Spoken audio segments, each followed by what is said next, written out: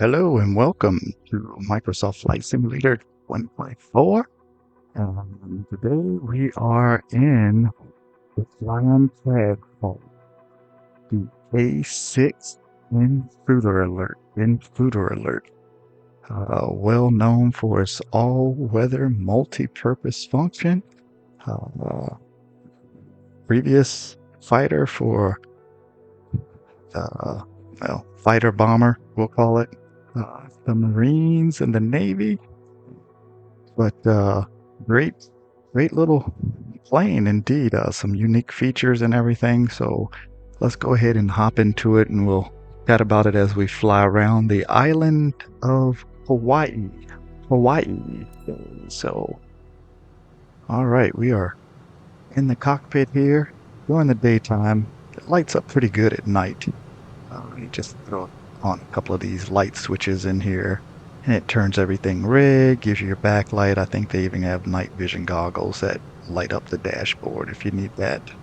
But unique plane, very outdated nowadays. I don't think it's being flown by anyone more than just maybe a recreation uh, flight for something, if it's even being flown for that. No country's flying it currently at this point. But I would think, despite the lack of speed as opposed to the fighter planes of the day, the F-18 and the F-15, those types of planes, uh, this one, I think it could still be used if they had some type of update, maybe an engine update. I think it could still do some damage. But why do that when you got the modern aircraft, like you said, the F-18 and things of that nature? You don't really need to keep a relic around for forever, right? Hence the retiring of, the Tomcat and some other magnificent planes from back in the day. But one unique feature here you can see, the pilot and the co-pilot, or the one responsible for the stuff over here on the right side. The pilot sat over here on the left, and we'll call him the bombardier, communications officer. Let's just go with the old school, like Tomcat Rio, even though he was not a Rio, but let's just say that. He took care of all that. The pilot, he flew the plane. The second seater over there, he took care of everything else pretty much, which is most of the planes now are front and back. You don't see too many with, or any at all with, the front and front seat and the co-pilot being actually right next to. They're usually front and back at this point on most modern things. So there's a YouTube video out there. I don't have the link. It's not going to be in the description, but if you look up A6 Intruder, I'm sure you can find it. There's a guy who does something, uh, videos about all these older planes from back in the day. And so this one was pretty interesting to watch. And as you can see here, even though the seats are parallel, the pilot is just a little bit more forward than the other seat over there. But still close enough that, working in tangent together, that was very crucial to the success of this particular plane. So, but again, I love this plane. I wouldn't say it's the sleekest looking plane, or the Tomcat was just, let's just go ahead and say it, throw it out there. The Tomcat, it was a sexy plane. Anybody who tells you different, they're on crack or something, man. That plane just looked like something, just like, dude, I want to fly that. That just looks amazing.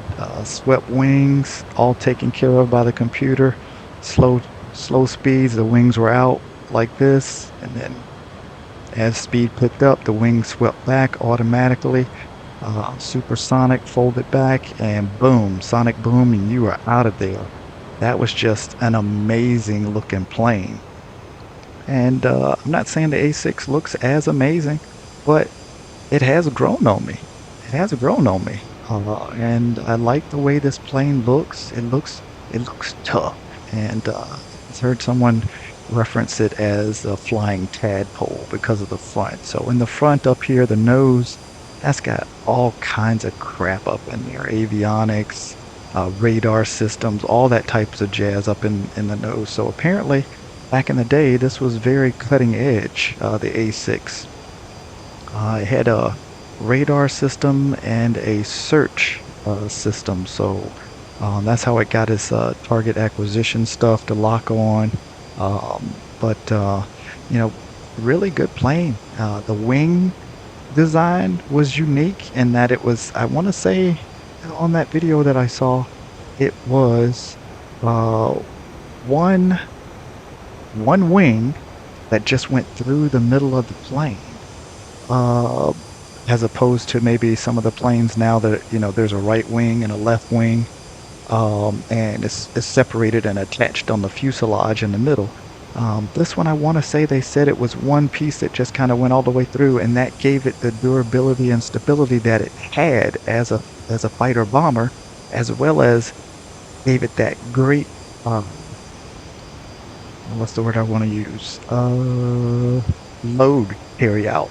Apparently, it could carry, you know, everything and the kitchen sink. And it was because of that wing structure and how it went through the fuselage, and it allowed it to carry such heavy weights and ordnance of things. So that's why it was a great fighter bomber, because you could strap on, you know, B-52 loadout type, okay, not really B-52 loadout type bombs, but apparently it could carry a lot of stuff. So, and that was something that was back in the day, that was just something that was not really unheard of, but I mean, it gave this plane the boost that it needed, so that it became the beast and the workhorse of the Navy, uh, for all the stuff that they did. Gonna throw on the brakes here, getting a lot of speed coming down here. Throttle back and brakes off. And the brakes, as you can see, are on the wings. Other planes, they were in the middle. I think the F4 is actually underneath. I had never seen that before, um, but speed brakes are good in a pinch. Speed brakes are really good. So we're flying around again the island of Kauai here. So we're on the side of the island that is untouched, pretty much. Kauai has preserved this side of the island, and there's nothing built on this side of the island, and I don't think they ever intend anything being built on this side of the island, which is kind of amazing. And the only way you see this side of the island is if you're on some type of boat and you cruise by it. I think a few of the helicopter tours, I did do a helicopter tour, one of my 4 trips there, just to get around the island. I think the helicopter does fly on that side, and you can just see how it's pristine and untouched, and uh, nothing's over there. But you get around to the other, so I'd say probably 3/4. I don't know. I'd be making up a number out of my ass if I said that. I want to say, let's just say 3/4. Nah, we'll say more than a fourth. More than a fourth, we'll say that's about 25%. Let's say 35% of the coast is just that part of the island, no go. You can't get there unless you go by boat and you trek in or something like that. And I don't even know if that's allowed. You get caught doing that, they probably lock you up and throw away the key. But the other parts of the island, inhabited. As you can see, the houses down here, things of that nature. What's that landmark over there? Princeville. So this is where the Richie Riches live, if you will, in Princeville. Clooney, I think, had a house out in Princeville. Uh, Maybe Oprah Winfrey. Um, but I think there's a few golf courses and things of that nature. Just stuff that's out there. Just like I said, the rich folk live out there. There's the airport right there that the rich folk land their plane in, and then they go to their little mansion or whatever it is out there on the side of the island. So, Princeville, I want to say, was in part one of the movies.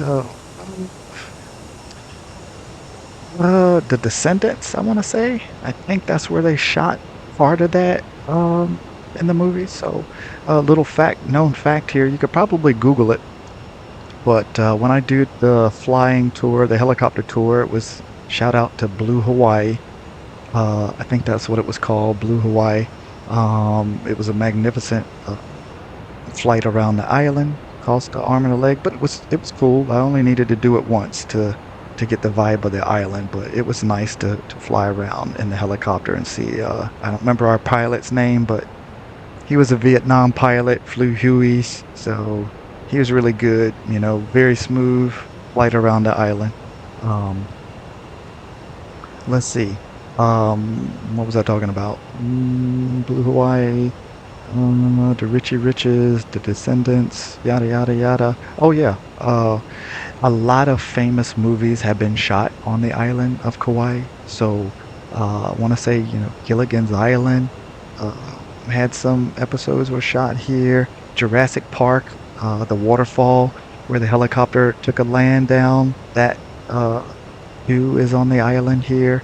Um, I think that there was some brochure that was I got at one point, and it told you and showed you on the island the landmarks of where they filmed all these movies and TV shows. So it was kind of cool to see that on the island. So a lot of shows that you would recognize being shot there in Kauai. So and a lot of it is pristine, like I said, untouched areas. So if you can get the permission to shoot someplace that never been shot before, you're gonna get some pretty good stuff from there. So anyway, we're still flying up around the coast here of Hawaii, and where are we at here?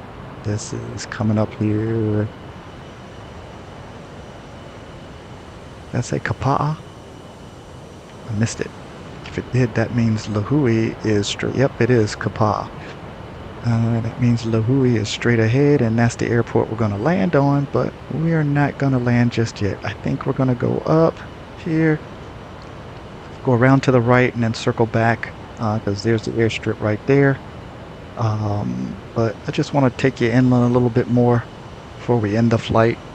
We're only at, how long? 12 minutes, and we've already pretty much almost flown around the whole island in this A6, just going, cruising at 300 some knots. So, yeah, that's Lahui right there. So, um, a funny thing about the island of Kauai, I was told that, you know, most of the people there, you know, they grew up there and they live there. You don't get too many people who are not native to Hawaii that live there. There's just no room, not much room to build or anything. It's not like building here in the States. Oh yeah, here's a lot of land. Let's just start building. They keep that stuff preserved. So if you grew up and lived there, then chances are you got generation after generation after generation that just lived there on the island. The other good thing about Kauai, I see it as a good thing. Let's just back up a step before I tackle that. Kauai is the only island I've been to of the Hawaiian Islands. You got Maui and Honolulu and all those crazy spots. If you want to surf, Charlie, don't surf. If you want to surf, uh, yeah, I guess those are good places to go. I mean, they're surfing on Kauai. Heck, I was there a couple times ago. The couple times ago when I went over on the side of on that side of the island back over there by Princeville, the beach I went to. I don't remember the name of the beach. I don't want to say it's Honolulu Beach, but we'll say that. Don't quote me on that. But whatever beach it was, I was there, and then like by the time I got back to the States within a week, some girl surfing there got bit by a freaking shark, man. I was like, dude, I was in that water like less than a week ago. It's insane. So don't mess with the sharks, man. don't mess with the sharks. But anyway, they're surfing in Kauai, but if you're looking for the waves and whatnot, Hawaii is not the island you're going to. You're going to Maui, Honolulu for those big waves, Cowabunga, dude. So anyway, other than that, Kauai is not as commercialized as those other islands. And when I say commercialized, you're not going to find you 15,000 Starbucks or Caribou Coffees or Dutch Brothers or Wendy's or McDonald's or Burger Kings or things of that nature. You're not going to find a ton of those things. You may find one or two on the island. I mean, I haven't been probably in about 6, 7 years, but every time I went there, I think there was one McDonald's and that was it. And out of this island, you only got one McDonald's. That's something. Now they may have more now, or they may not. But the point is, it's not as commercialized as the other islands, and that's one of the cool things about Hawaii, I think. As you go there, you get a unique local experience. I mean, if I want to see a ton of freaking Whataburgers and McDonald's and Wendy's, then stay here in the States. I don't need to go to Hawaii to see all that. So most of the stuff you see there in Kauai is local mom and pop shops, whether it be, frozen ices, what do they call those things? Snow cones with all kinds of weird syrup flavors added to it, uh, or stands that serve unique drinks out of coconuts or what have you. There's just so many unique things there, and that's what makes Kauai, I think, special, at least to me.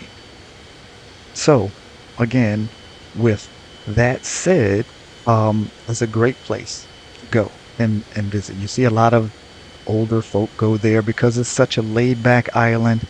They do have activities and things. You can get a boat, you know, cruise or whatever, go around, whale watching, et cetera, rent a ski-doo or whatever. I think you can do all that stuff just like on the other islands. You just not as many people doing it. And that's great. There's tons of beaches there to get to. There's that one famous trail that the movie The Getaway. Shout out to The Getaway. If you haven't seen it, you should see it. It's a great action thriller type movie. I want to say Timothy Oliphant is in it. The dude from Steve Vaughn or Steve Kahn. Or, I can't think of his name, but he's the dude that played in Joyride, not the Fast and Furious dude, Paul Walker, but the other guy. He's in it. And Mila Djokovic. What's the name of that movie? I'm drawing a blank with the movie. Resident Evil chick. She's in it. Anyway, it's a great freaking movie. I think I'm gonna have to watch that now. Just brought it up. It's been a while since I've seen it, but it's a great freaking movie. I would advise you to watch it. The Getaway. It was happened on this island, but I don't know if it was actually shot on this island with that scene. But still, great freaking movie. I'd advise to see it. So, um, again, great island. I've only been to Kauai, haven't been to Honolulu, like I said, Maui or any of those other places. And quite honestly, I don't care to go to those islands because they're so commercialized and built up and skyscrapers everywhere. Kauai doesn't have that. It doesn't have it, and it probably will never have it, which is one of the draws to that island. So we're lining up here to come in on Lahui and give us a little juice so we don't fall out of the sky. And true story, last time I was in the airport, I was trying to figure out, some secrets. A pilot was at the same gate I was getting up on, and I was trying to ask him, I'm like, dude, how do you freaking line up when you come in? Because I think I'm lined up, and then by the time I get to the runway, it's like I'm off center, I'm too far to the right, too far to the left. But I didn't get an answer to that because we started talking about the wind and compensating for the wind, and he was like, you gotta adjust with the rudder and blah blah blah blah blah. And I was like, oh, that's good. So that was helpful, but I didn't get my question answered about lining up with the runway. so so third person view, I can get it lined up pretty good, as you can see. But if I was doing the cockpit view, not so much. And cutting back on the throttle. And smooth as butter.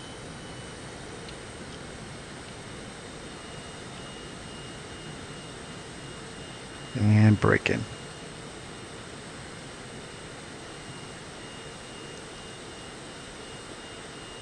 And take off those air brakes. And there you go.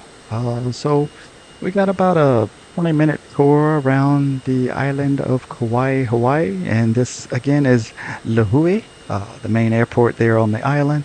Um, Most of the flights, I want to say, it's not most of the flights. They usually, if an airliner is going there, you usually get there late in the evening, 9, 10 o'clock, something like that. And so when you go to Kauai, or maybe any of the Hawaiian islands, but I can only speak for Kauai, you want to go for about 7 days because the first day you're already lost because you get there at nighttime, so you're not doing anything except for going to bed. And then the next day you're kind of groggy. You may get up early, you may not get up early to do anything. Let's just say you get up at noon and you're already missed half of that day. So the third day is probably your first normal day. So if you're there for only 5 days, you only got a couple days of normalcy and then you're out of there. So 7 days is a good stint. 7 to 9 days or 7 to 10 days, if you can do that, is a good time to go to the island to see everything. So, and again, Kauai is so laid back. You're there. Lots of activities if you want to do those sort of things. I did a tubing thing down a old, I don't know what it's called, but it was, you just sit in an inner tube and you go down this aqueduct type thing and you go through a cave and you wear a helmet with a light and it's pretty amazing.